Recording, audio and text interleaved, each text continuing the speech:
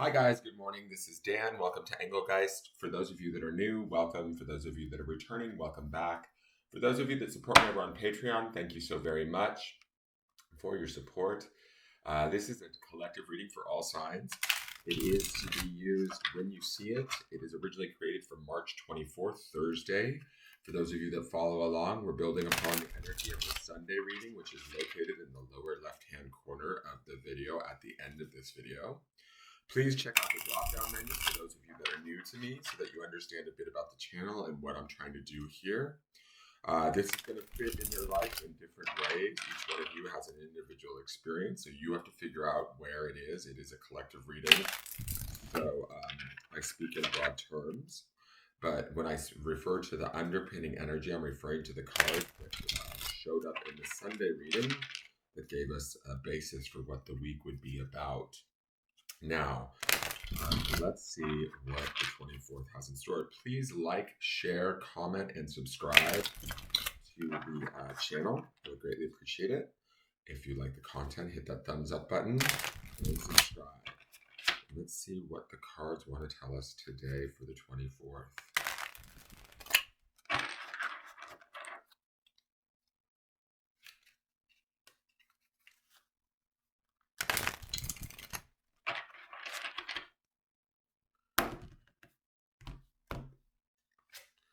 So we have the Queen of Swords. Little bit of emotion, but more about logic. Keeping a clear mind, but being emotionally connected to it. That's how I see the Queen of Swords. She's quite discerning. We have that Virgo energy also going on. Even though the Queen of Swords would represent the element of air, I feel like there's a discernment to her, a logic to her, a clarity to her, a willingness to cut away whatever bullshit in our life we don't need. She's going to be analytical, logical, smart, savvy about the decisions that she makes.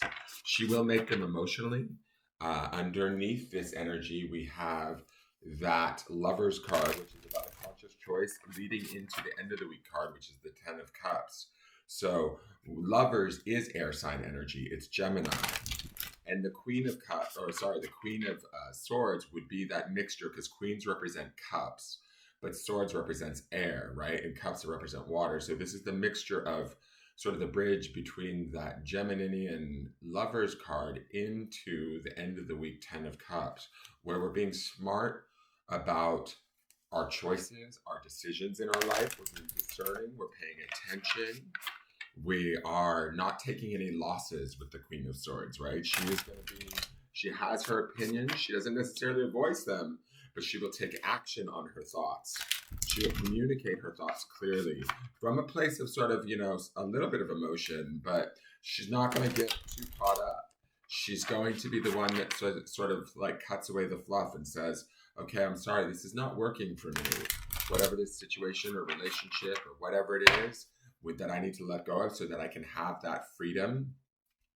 She's the one that's coming in using the energy of the Lovers to sort of steer her attention, her logic, her thoughts and communication towards that of love, towards that of that Ten of Cups that we saw twice this week, right?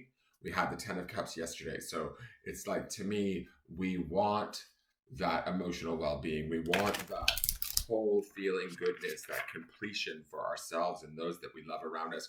Well, the Queen of Swords has to kind of get in there and do the dirty work, and she has no problem doing it. She can be decisive. She can be in control. She can also still stay emotionally connected, but not allow her emotions to get the best of her, right?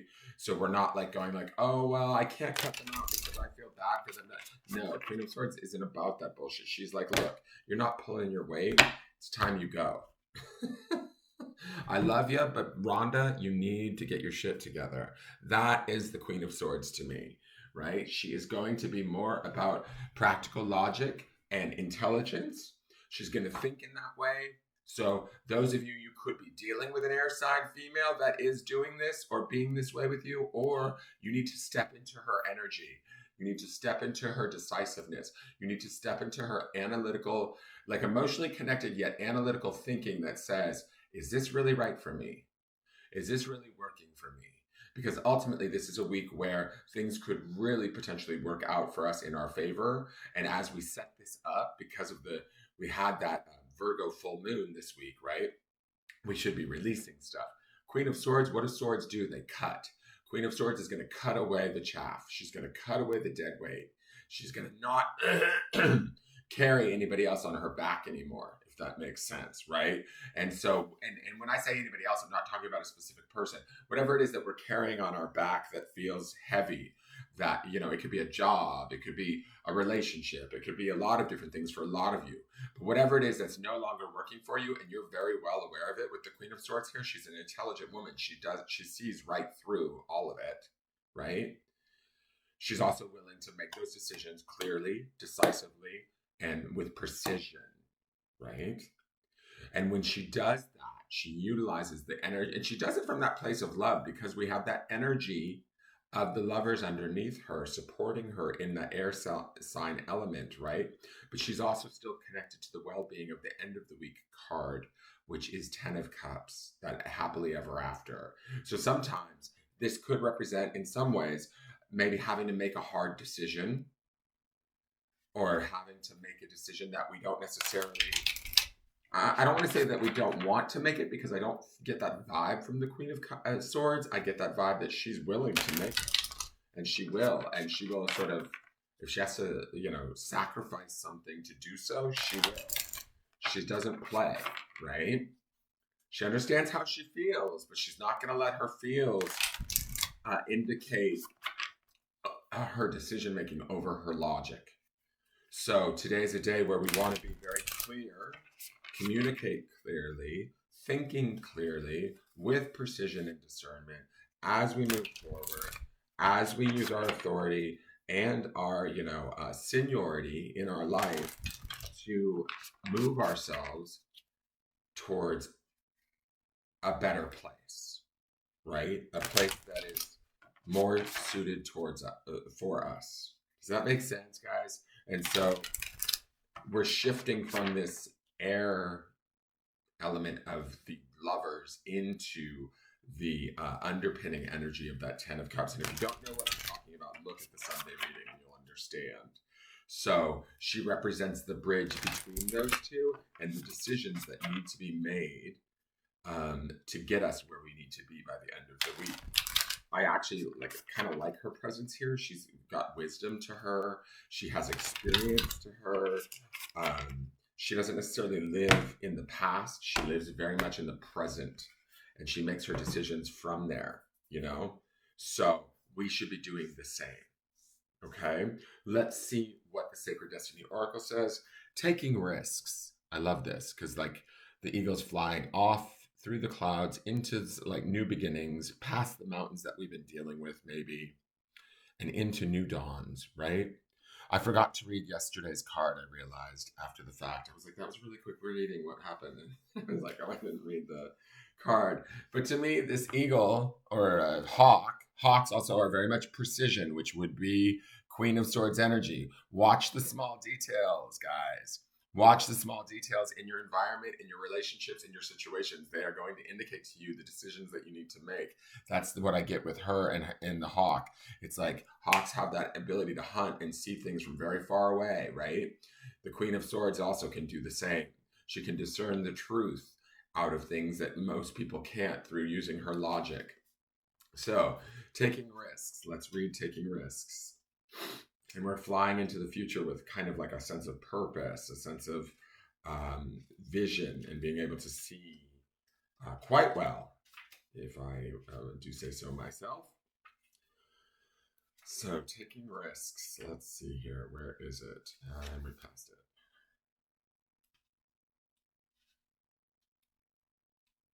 Taking risks. High plateau.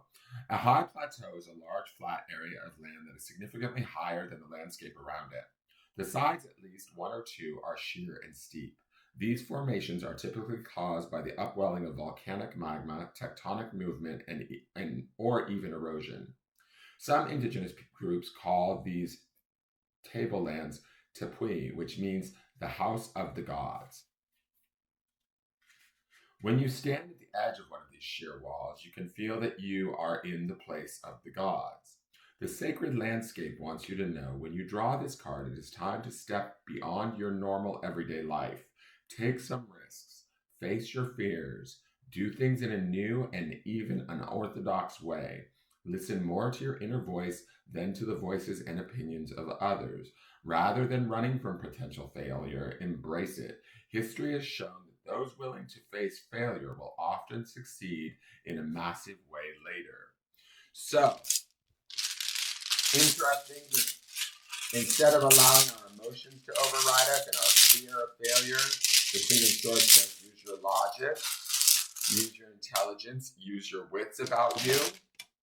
We have for the grounding stone, it's on that malachite, similar to the grounding stone that is underneath us this whole entire week, which is malachite also, which is the heart chakra, which is our energy. We should be coming at this from a place of compassion from our heart, even though we're being logical about it today. We're being very decisive, precision based with this hawk and the Queen of Swords. But touch to me is about touching base with ourself, with our heart, with our truth, with our intelligence. Where have we maybe failed in our life? And not being afraid of that, not letting that rule us or drive us, but allowing that to sort of educate us in a way and allowing that to sort of lead us towards the Ten of Cups, towards the lovers, towards this compassion, right? For ourselves, for the mistakes we've maybe made in the past, and forgiving ourselves so that we can be free in that Ten of Cups and move forward like this hawk is, free from, the worries of the past or the mistakes of the past, and move on to bigger and better things. That is your forecast. Please hit the thumbs up button. Please subscribe and share out. Leave me a question or comment, and I look forward to see you guys tomorrow. I hope you enjoy my content, and thank you so very much for tuning in. I will see you guys tomorrow. We'll see how this week begins to end out. Take care. Bye-bye.